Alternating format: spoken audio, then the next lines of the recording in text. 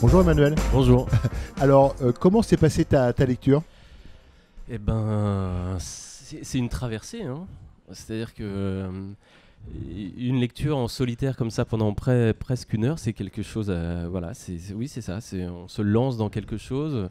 Ça avait été d'abord un travail de montage qui avait été fait par Karine, la directrice du festival. Moi, je m'étais permis de rajouter quelques lettres ou quelques précisions sur le fait que vraiment c'est un journal où François Mitterrand fait des collages, des photos d'articles de journaux, et pour qu'on se rende compte à la lecture que c'est pas comme les lettres qui ont été publiées, et que c'est un objet très visuel. Alors effectivement là en lecture publique les gens ne peuvent pas s'en rendre compte, mais il fallait imaginer ce que c'était, ces moments où il y a des photos, des affiches, des tickets. Explique-nous un peu, donc c'est en fait ça qu'il envoyait à Anne, ou c'est quelque chose qui après a été monté Il a écrit sur 22 blocs, je parle sous le contrôle de nos amis spécialistes aussi du journal pour Anne, 22 blocs de correspondance sur lesquels il colle des photos, des articles de presse, des caricatures, un ticket de fleuriste, tout comme un journal intime. Et il écrit sans aucune rature, c'est assez impressionnant, à l'encre bleue. Et il écrit ses journées, mais tout est orienté, guidé, adressé à Anne Pinjot, et il lui remet, effectivement. Et c'est son journal, c'est quotidien, pendant la première année en tout cas. Après, parfois ça s'espace. Et puis il y a un moment aussi où la politique prend beaucoup de place. La fin de l'année 1965, par exemple, il s'arrête d'écrire au mois d'octobre. Il est candidat à la présidentielle et on n'a rien avant début 66. Et voilà, mais c'est une somme colossale. C'est 700 feuillets. C'est une déclaration d'amour à chaque page, d'attention. C'est sidérant. Alors toi, quand tu as lu pour la première fois ces feuillets, quel a été son sentiment ? Tu as perçu ça comment de cet homme politique français Moi, c'était une surprise. Je remercie le Festival du Journal Intime pour cette découverte. J'avais lu les lettres, mais je ne connaissais pas le journal en lui-même. Et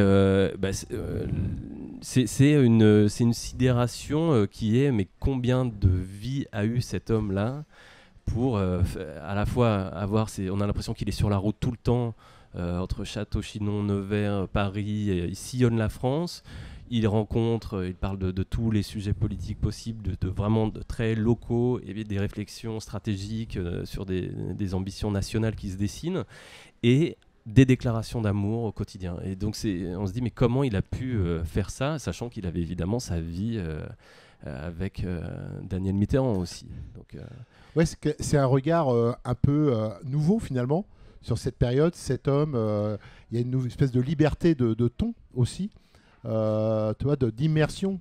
Ça fait penser un peu à une immersion dans un nouveau regard. Un peu. Mais je crois que c'est le propre du journal intime. C'est la liberté de ton, c'est justement cette confession, le fait qu'il ne doit pas imaginer, même s'il écrit à un moment quand je serai président de la République, donc il s'imagine un destin national, il y travaille, mais est-ce qu'il imagine que ce sera publié un jour ? Personne ne peut savoir, mais on sent, enfin c'est pas comme des mémoires politiques d'un homme qui travaille, c'est adressé à une femme qu'il aime, et donc on découvre ça. C'est un changement de point de vue, évidemment, c'est une découverte. Alors il y a aussi un autre aspect qui est très intéressant, c'est sa vie politique. C'est une période qu'on connaît peut-être moins bien, ses débuts quelque part, enfin en tout cas c'est... Et on se rend compte à quel point le labeur que c'est, le nombre de gens qu'il rencontre, il va inaugurer un tas de trucs. Ça aussi, c'est assez rigolo de voir sa journée, c'est impressionnant. Ouais, c'est ça. À mon avis, ça donnera plus des envies d'aimer que des envies de faire une carrière politique, parce que ça donne pas forcément envie de s'engager en politique. Voilà, surtout quand il dit, mais telle réunion, mais quel somnifère, voilà. On sent, et puis quand il parle des menus aussi, de tout ce qu'il mange, etc. En plus, il a la grippe et il serre la main à tout le monde quand même au passage. Sympa. Il n'y avait pas encore de crise sanitaire mondiale passée. Comment tu as trouvé l'écoute du public ? Parce que formidable. Enfin, moi, c'est ce que j'avais remarqué. J'ai la chance de revenir ici pour la deuxième fois. Donc on est en extérieur, c'est que des choses qui feraient peur à des acteurs en temps normal. En extérieur, soit sous la pluie parfois ou sous le cagnard là, avec des graviers et donc des bruits parasites, une super buvette, enfin que des trucs où on se dit oh là là, c'est mission impossible quoi. Et en fait, une écoute, une attention, on sent que les gens viennent pour écouter et voilà, et si c'était pas si intime, et puis en plus avec des connexions à l'histoire actuelle, enfin la thématique de ces 2 derniers jours était quand même chargée en émotions, oui l'écoute elle est formidable. Et justement, toi, en tant que comédien, mais aussi metteur en scène, ça t'inspire, ça te donne envie d'aller par rapport à des auteurs classiques ou des auteurs professionnels, si on peut dire. Est-ce que ce côté intime, journal intime, spontanéité, est-ce que ça t'inspire? Est-ce que ça te donne envie de faire des choses autour de ça? Bien sûr, mais je ne l'ai pas conçu comme ça, mais je réalise que les romans que j'adapte, parce que c'est souvent ça que je fais de plus en plus, mais mes prochains projets sont là-dessus, ce sont des histoires comme des histoires intimes, ça pourrait être comme des journaux intimes avec des hommes, des femmes qui sont comme ça en prise avec un quotidien, un besoin de justice et des grands sentiments. Et moi, mon travail après consiste à comment faire du théâtre avec ça, l'amener au plateau devant des spectateurs. Alors parle-nous un peu de ton actualité pour terminer.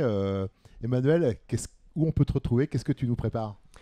Alors je vais lire là au Festival d'Avignon, il y a une soirée caritative pour SOS Méditerranée, une lecture que je vais avoir la chance de faire avec Jacques Weber, d'un texte très fort d'Éric Fotorino qui s'appelle La pêche du jour, qu'on va lire le 19 juillet.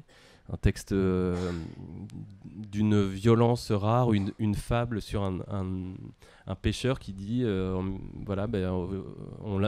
l'interroge, on lui dit alors qu'est-ce que vous avez ramené aujourd'hui dans vos filets? J'ai de l'érythréen, j'ai du malien, la chair est tendre, c'est horrible, c'est insupportable. Mais ce que ça produit, c'est ce qui ne se produit plus chez nous par lassitude, par habitude.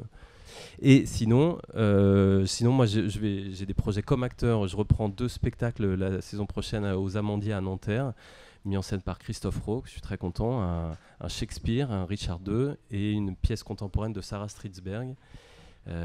Voilà, et j'ai 2 projets de mise en scène. Une adaptation de roman de Tanguy Viel qui s'appelle Article 353 du Code pénal, où ça se passe à la pointe de Brest. D'accord. Et c'est un roman magnifique et que je vais créer l'année prochaine. Et allez, on le dit, François Cluzet a envie de refaire du théâtre. Il n'en a pas fait depuis très longtemps et il a choisi un monologue que je lui ai proposé, un roman que j'ai adapté pour lui. Voilà. Ça serait pour début 2025. Belle actualité. Ça serait 25. Future actualité. Mais ouais, grand acteur. Bon, très bien. Merci beaucoup. On te revoit bientôt au festival. Alors, autant que vous voudrez. C'est vrai? Avec plaisir. Écoute, merci beaucoup. Merci à vous.